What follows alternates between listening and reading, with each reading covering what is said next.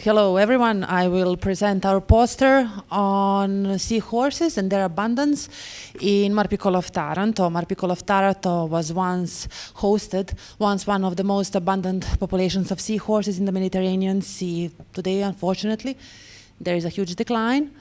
And this poster is speaking about one small area where we historically monitor seahorses. So the data to which this poster refers are 2013, 2021, and 2025.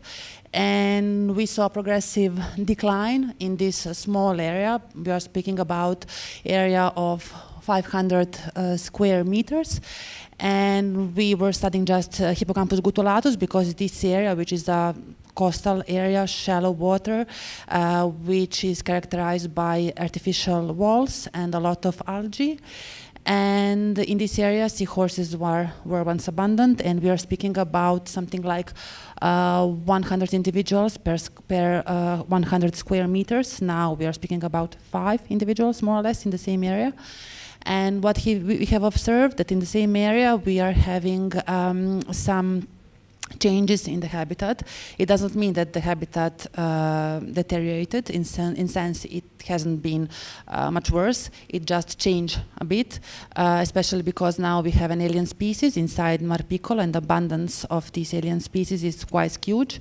And we can find the species on almost all artificial substrate, but it doesn't seem that it causes something to seahorses. It is just a new habitat which seahorses, however, can colonize.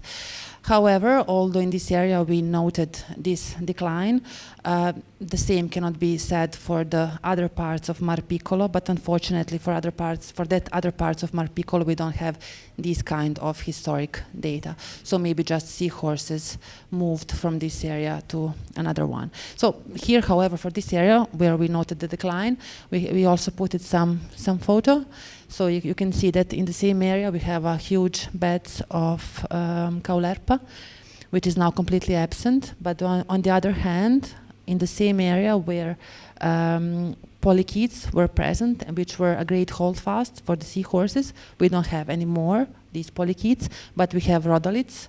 Rhodolite beds are quite particular because they're usual for the deep waters. Here we have them at 1 meter, 1.5 meters of depth, and they're huge biodiversity reservoir that seahorses like very much. So more or less, this is all. Thank you.